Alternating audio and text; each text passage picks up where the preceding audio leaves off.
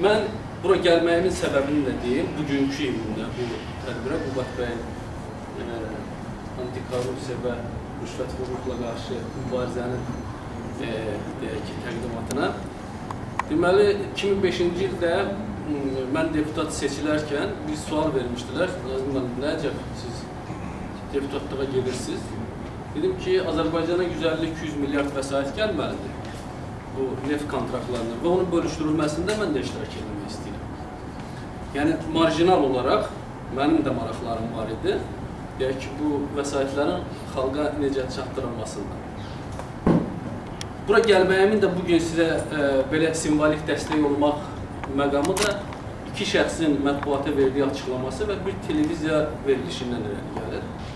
O, başlayım ondan ki, televiziya verilişi bir qeyri-hökumət təşkilatının yenidən təsis olunması ilə bağlı gedən veriliş idi və hökuməti təmsil edən bir neçə şəxsin, mən təsəvvürən gördüm, orada iştirak edilməklərini və bunu da əsaslandırmaqları ki, ictimai təşəbbüs olub insanlar yeni bir ittifaq yaradırlar kinematografiya ilə bağlı.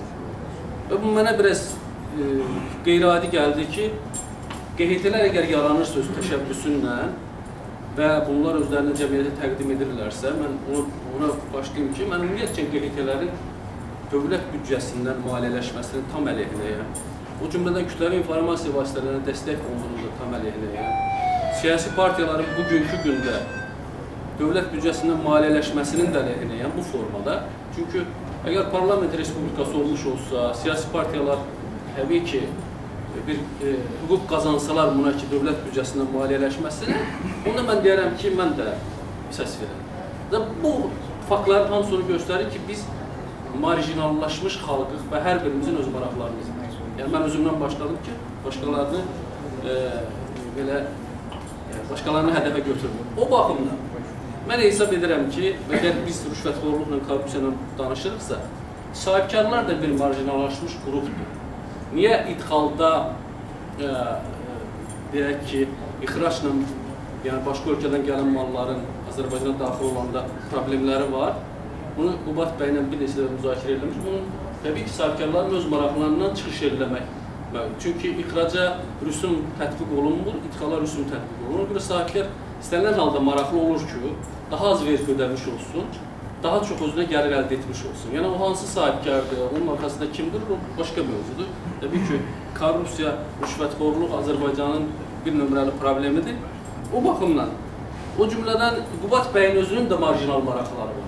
Bir vaxtı biz Milli Məclisdə olarkən, ali məktəblərin büdcədən kənar fondlarının ləğv olunması ilə bizim təşəbbüslə qaldırılan məsələlər, çünki ali məktəblərin rektorları bu vəsaitləri öz bildikləri kimi xərcləyirlər. Qubad bəy mənə etiraz edirdi ki, siz niyə bu məsələni qaldırırsınız ki, deyək ki, bu fondlardan bizə də əlavə maaş ödəyirlər.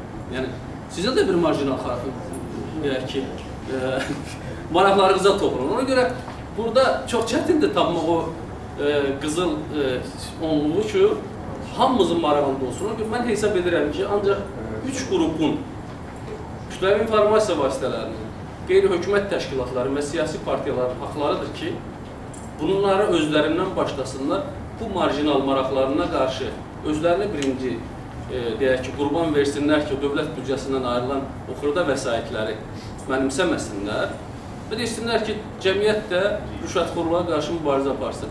Rüşvət mənim bir misalım da var idi, çox üzr istəyirəm. Rüşvət bərabər qorxaqla quldur arasında olan gizli saziş.